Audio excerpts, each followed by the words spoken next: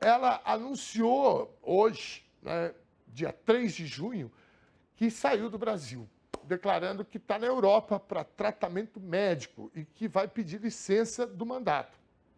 A decisão vem apenas 16 dias após sua condenação unânime pelo STF a 10 anos de cadeia por crimes gravíssimos contra o Estado Democrático. A condenação refere-se à invasão dos sistemas do CNJ, o Conselho Nacional de Justiça, em 2023. Zambelli foi considerada mandante de um ataque hacker que inseriu documentos falsos no sistema judiciário, incluindo, olha a cara de pau, um mandado de prisão falso contra o ministro Alexandre de Moraes. É muita cara de pau, né? Ela mandou, né, o hacker, fazer um mandado de prisão contra o Alexandre de Moraes. Bom, o objetivo era desacreditar a justiça, não era uma provocação baixa, porque naquela época estava aquela coisa, os hackers invadem as urnas, fomos roubados e etc. Lembra? Então, eles pegaram o hacker e falaram, hacker, é o seguinte, quero que você invada as urnas. E o cara falou, olha, tentou, e falou, não, isso é possível, não é possível. Né? Deixa eu ver aqui se está chegando mais furo, porque hoje está demais, né? Está chegando coisa que não acaba mais aqui. Soltaram o Posê agora, o MC Posê. Está uma festa no Rio de Janeiro, morro hoje, ninguém dorme. Né? Bom, mas ela... Então, assim, a questão ali não era só uma sacanagemzinha. Né? Isso era uma estratégia para jogar gasolina no fogo que a gente já estava vivendo de o que é verdade, o que não é verdade, invade, não invade, teve fraude, não teve fraude, não é? Então, não é brincadeira, não. A postura da deputada é alvo de críticas afiadas, contradição. Enquanto se declara vítima de perseguição política, o STF comprovou que ela pagou R$ 13.500 ao hacker para executar o crime. E, de novo, porque tem gente aqui falando que, não, mas, pô, foi uma zoeira, cara, né? Mandou fazer um mandato de prisão. Não foi uma traquinagem. Isso era uma ação pensada para desacreditar o sistema de justiça e, consequentemente, o sistema eleitoral, né?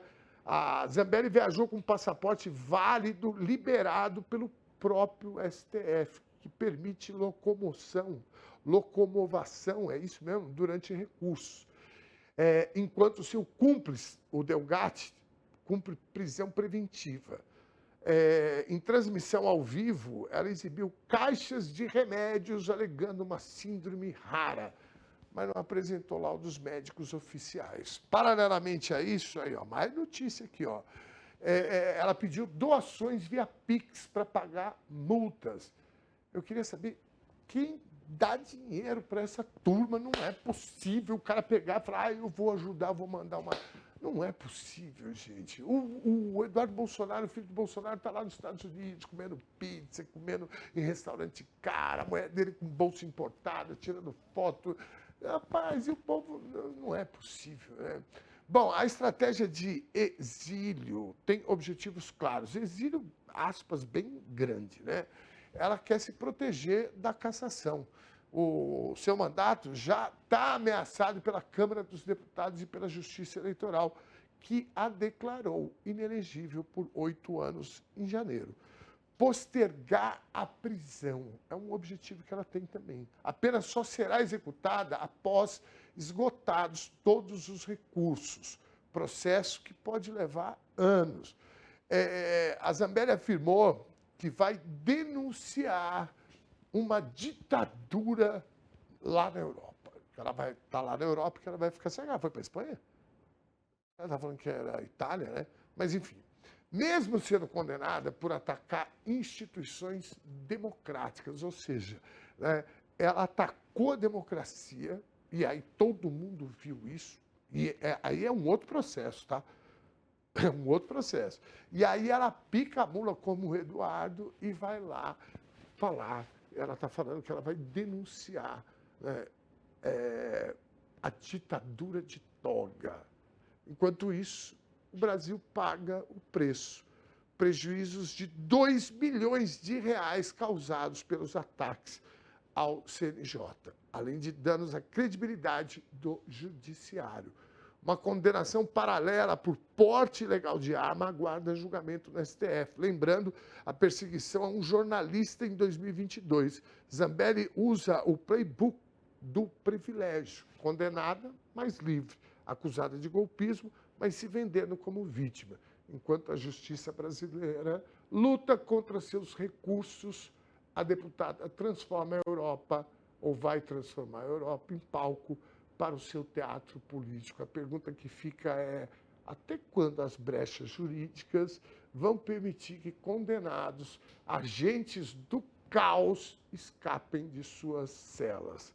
Conforme a gente informou no início do programa, a PGR, Procuradoria-Geral da República, pediu a prisão preventiva de Zambelli agora há pouco. Agora, cabe ao STF decidir se autoriza ou não a prisão dela. A partir disso, as autoridades brasileiras deverão encaminhar o pedido para o país onde Zambelli se encontra, que deve decidir se acata ou não um eventual mandato de prisão expedido pela justiça brasileira. Vai depender de qual o país, né?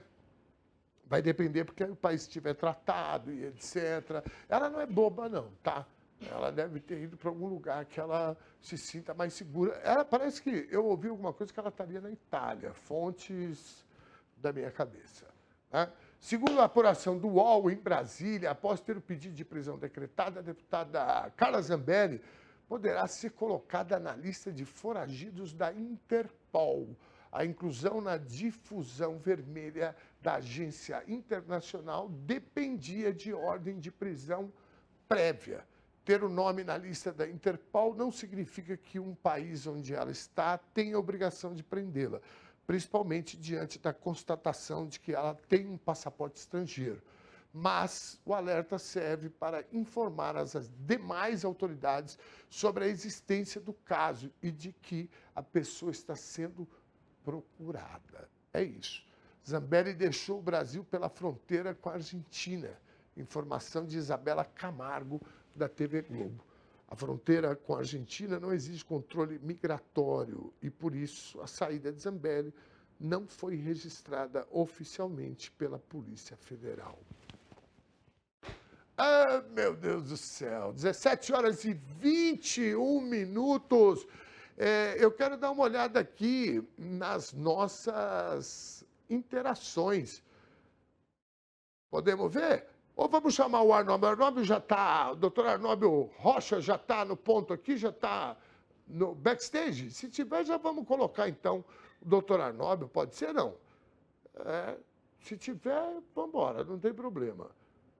Está aí, doutor Arnóbio Zambelli estaria em Miami antes de ir para a Itália. A fuga do país é analisada pelo meu amigo advogado doutor Arnóbio Rocha. Rapaz, essa turma tem uma característica em comum, que é a covardia. Que eu vou falar uma coisa para você, doutor. Estou correto não com essa análise? Não. Boa tarde, querido. Olha, boa tarde, Dom, boa tarde a quem nos assiste aí, boa noite, bom dia, né? Porque em vários horários as pessoas assistem, né?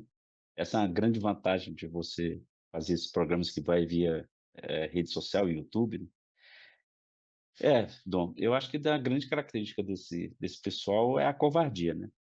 Eles não enfrentam os processos judiciais, mas não querem as consequências dos processos judiciais. Usam, inclusive, para fazer política. E aí tem uma série de questões. Hoje eu passei o dia aí com essa boa novidade, né? Eu acho que foi uma boa novidade, a fuga da Zambelli. Eu penso do aspecto, vamos separar em dois campos, né? Uma coisa é a questão jurídica, outra coisa é a questão política. Juridicamente, a decisão, e muita gente está cobrando, por que não tomou o passaporte? Porque essa coisa não se processa exatamente dessa forma tão simplista como muita gente acha, como acha que deve ser feito. Eu acho que está sendo cumprido todos os rituais jurídicos necessários, o direito de defesa, o direito da prisão só realmente quando transitar em julgado, e não transitou em julgado. Mas também não tem essa coisa de que vai demorar anos, tá? Eu acho que a gente tem que separar O último recurso que a Zambelli tem são embargos de declarações, que não são coisas que demandam tanto tempo, como se imagina. Muito pelo contrário, ela tem um tempo para a apresentação dos embargos e o julgamento, né, a oposição de embargos, e depois disso, são julgados se eles são devidos ou não, e logo a seguir já dá o trânsito em julgado. Coisa que não demora tanto tempo quanto se imagina, tá? Essa é a primeira coisa para se para se atentar. A outra é que, do ponto de vista jurídico, ela cumpriu todos os atos processuais. Ela não fugiu do país, ela atendeu os requerimentos da justiça, participou de todos os atos, tinha advogado constituído, é deputada, tem residência fixa, é uma figura reconhecida publicamente, então não cabe efetivamente medidas cautelares outras que não aquelas que estão dentro do custo do processo. Tá? Isso para separar essa coisa de dizer que ela tinha que ter tido a prisão preventiva, que o passaporte tinha que ser subtraído, até porque ela tem um passaporte estrangeiro, né? Que ela tem dupla cidadania, pelo que consta, ela tem dupla cidadania, cidadania italiana. No limite, ela podia ter o passaporte brasileiro retido e ela podia viajar para um país qualquer da América do Sul, se não tivesse ordem de prisão contra ela, e entrar com uma carteira de identidade, como você, eu ou qualquer um de nós, sem obrigatoriamente estar com passaporte. Então, acho que a gente tem que conhecer todas essas estruturas para melhor se balizar e não ficar até numa questões absolutamente secundárias, se deveria, se não deveria ter retido o passaporte dela, porque eu acho que nesse caso, inclusive, não teria tanta eficácia como muitos acham. Essa do ponto de vista jurídico. Agora tem uma consequência jurídica com essa fuga, que a PGR pede a prisão preventiva dela, ainda no curso do processo, que não foi encerrado, que o processo ainda cabe o recurso devido e não transitou em julgado, mas pediu-se a prisão preventiva. Ela, tolamente, né, dizem, né, que ela está em Miami e amanhã se deslocaria para Roma, para a Itália. Ela diz tolamente: na Itália ninguém me pega. O que não é fato. Basta lembrar o Henrique Pisolato, né, que foi preso ele estava na Itália e ele foi extraditado para o Brasil. Ele, inclusive, foi detido na Itália e foi extraditado para o Brasil e tinha cidadania italiana. Então, essa é uma visão que acho que ela não tem a menor ciência dos fatos, né. Então ela pode, inclusive, ser extraditada, tanto na Itália ou qualquer país que tenha relações diplomáticas com o Brasil e aceite essa deportação ou extradição de prisioneiro com a prisão decretada no país. Então esse é o fato jurídico em si que a gente tem que analisar. Do ponto de vista político, que eu acho que é o que mais interessa para todos nós, essa fuga dela, ou até uma fuga do Bolsonaro, porque eles tinham esse hábito, toda vez quando era ameaçada, ela se internava aqui no hospital famoso aqui de Brasília, o DF-Star, né, que é um hospital aqui de ponta, ela ia lá, tinha uma crise, aí ela tinha uma crise de qualquer coisa, aí o Bolsonaro faz a mesma coisa, o Bolsonaro inclusive vai depor, né, foi intimado para depor no STF na segunda-feira. Eu não sei se ele vai comer camarão esses dias para poder ser internado, né, ou se ele vai seguir o exemplo da Carla Zambelli para a fuga. Do ponto de vista político, tem uma mensagem muito clara: essas pessoas não aceitam a democracia, não aceitam as regras democráticas, inclusive do ponto de vista da justiça.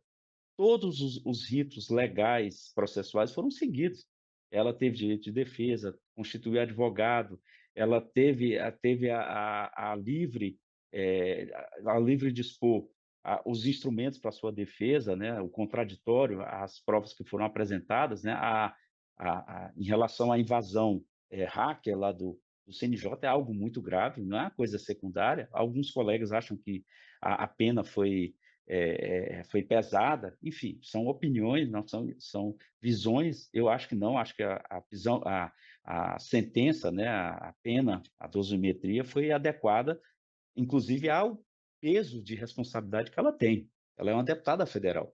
Quando você invade o CNJ com fins criminosos, principalmente, porque ali você estava tentando, fazendo testes, né, para invadir as urnas, para invadir as instituições, para invadir o TSE, invadir o site do STF, criar um caos, efetivamente.